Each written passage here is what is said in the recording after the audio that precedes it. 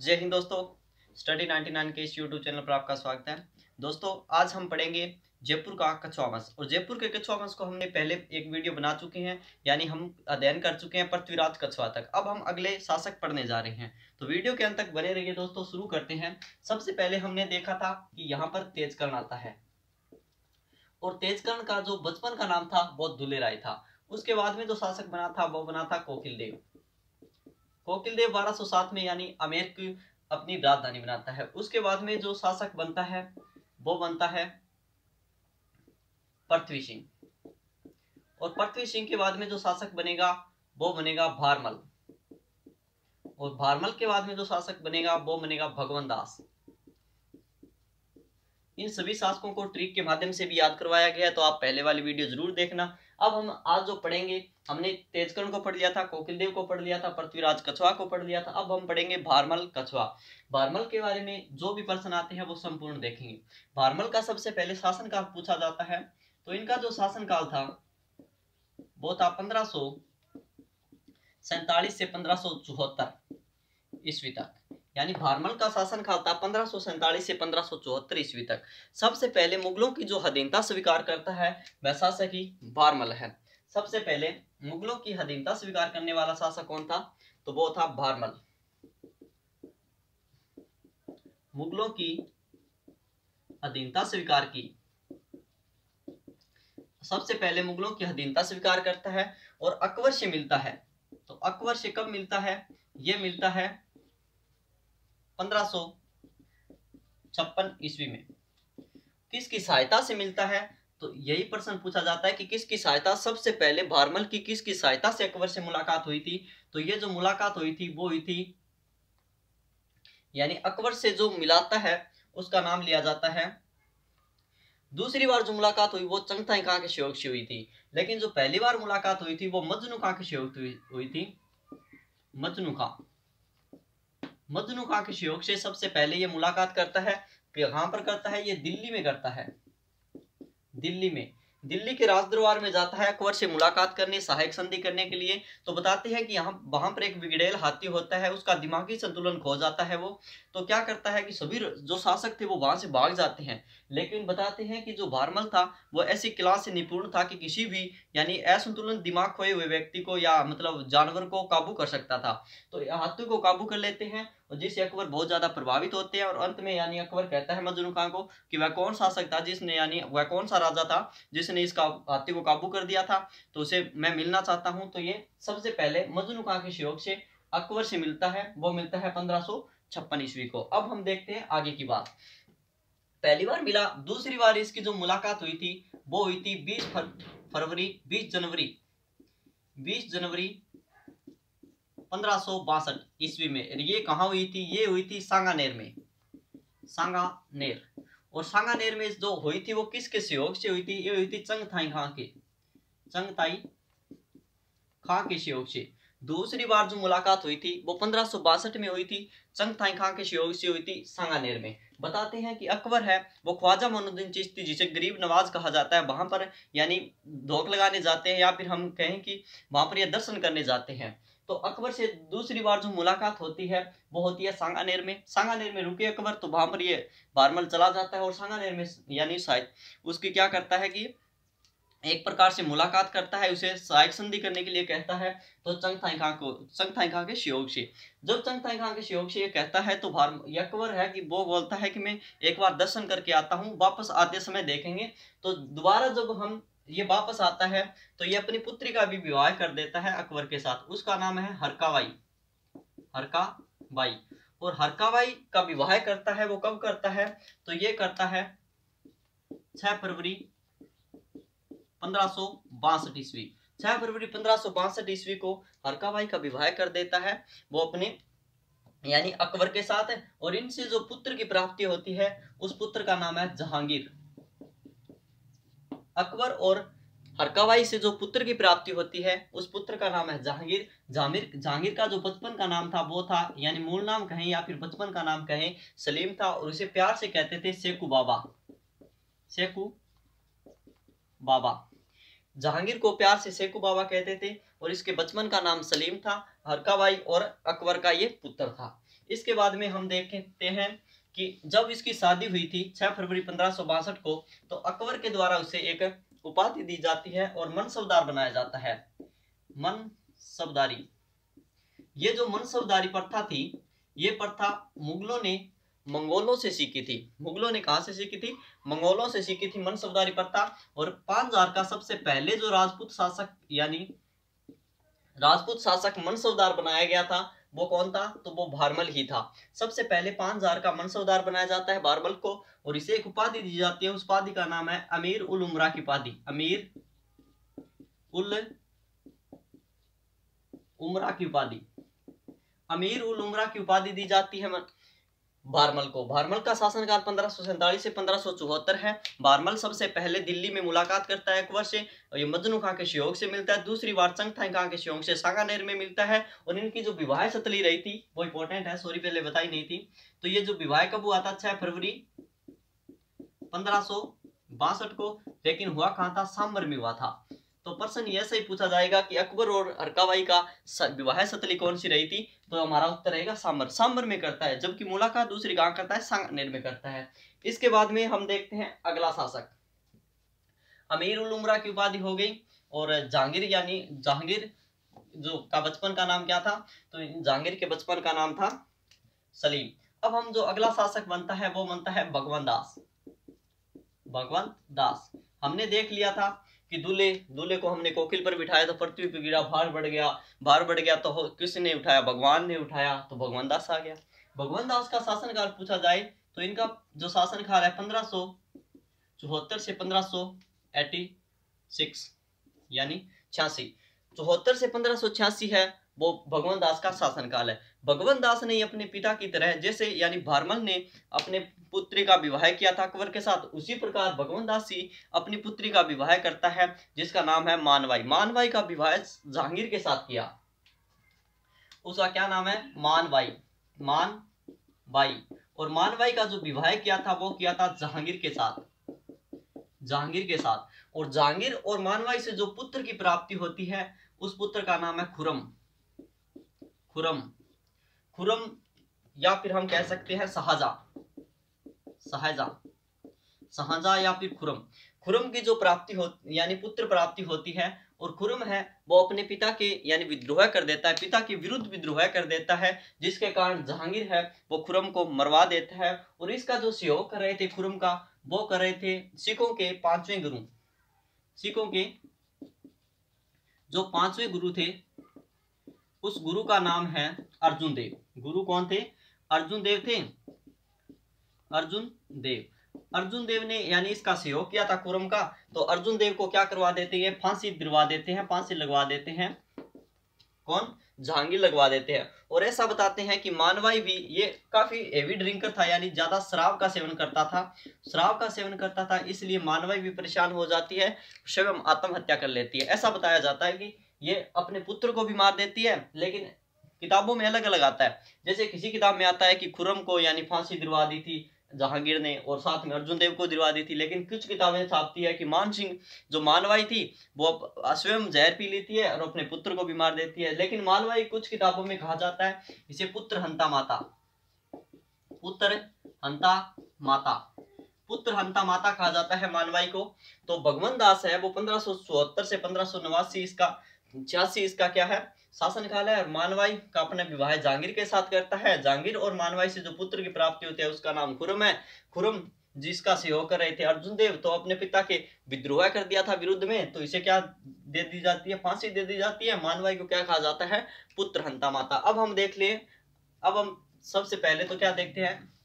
जो सिखों के 10 गुरु हुए थे उन गुरुओं के नाम देख लेते हैं।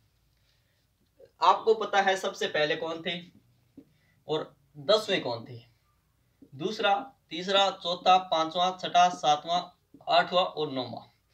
सबसे पहले हो उनके जो गुरु थे वो उसका नाम था, सॉरी तेजकर्ण याद आ रहा है, जो सबसे पहले इनका गुरु हुए थे उनका नाम है नानक देव। और नानक देव के बाद में हम जानते हैं 5वां जो भी देखा कि अर्जुन देव।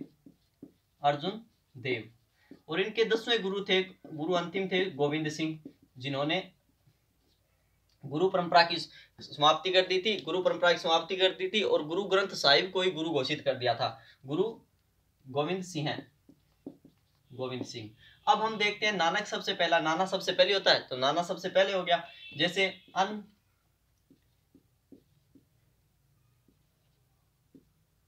उसके बाद में ए अच अच टीजी। अब ये सूत्र है इसका, सबसे पहले नानक हुआ था, फिर अंगद हुआ था, अंगद, फिर अमरदास, फिर अमरदास के बाद में, अमरदास के बाद में रामदास, नानक, अंगद, अमरदास, रामदास और अर्जुन देव, अर्जुन देव के बाद में हर गोविंद, हर गोविंद, हर राय, उसके बाद में हर किशन, और हर किशन के बाद में तेंग बहादुर, तेंग बहादुर।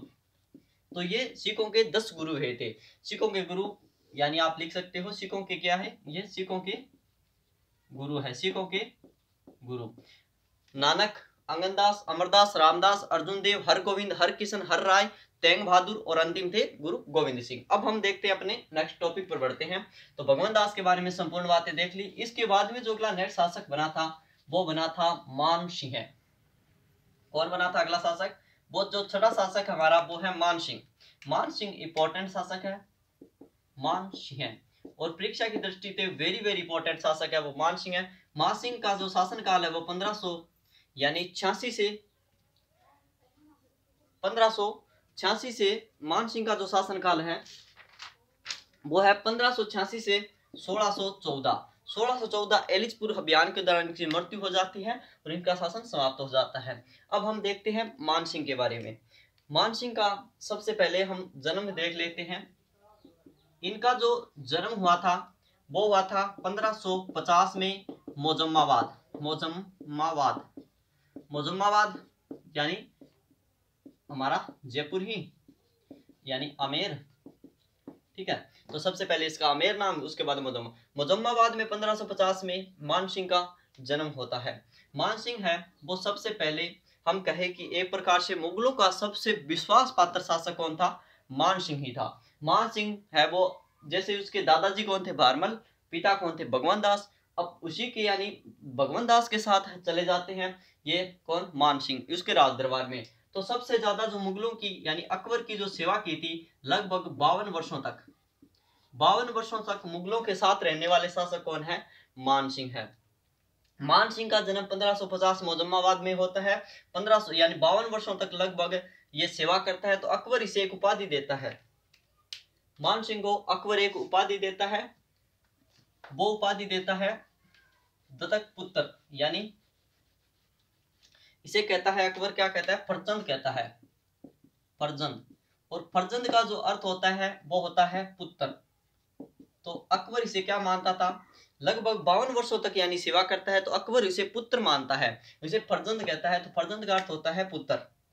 मान सिंह है वो सबसे पहले रणथंबोर अभियान पर जाता है, रणथंबोर अभियान पर जाता है अकबर के साथ। पहला जो अभियान था वो था रणथंबोर का अभियान। उसके बाद में मान सिंह है वो, ऐसा बताया जाता है कि जब मान सिंह के पिता भगवान दास की मृत्यु हुई थी तो मान सिंह उस समय या पटना बिहार में थे। तो सबसे पहले जो राज्याभिषेक हुआ था मान सिंह का वो हुआ था पटना बिहार में, पटना बिहार में। ऐसा बताते हैं कि राजा जहां भी हो, यानी जब राजा की मृत्यु हो जाती है और उसका वारिस जहां भी हो तो वहां पर उसका राज तिलक कर दिया जाता है। तो जब यानी उसके पिता भगवान दास की मृत्यु होती है तो उस समय ये मान सिंह थे वो पटना बिहार में थे और पटना बिहार में इसका पहली बार राज्याभिषेक हुआ था, लेकिन विधिवत रूप से यहाँ मोजम्माबाद में होता है।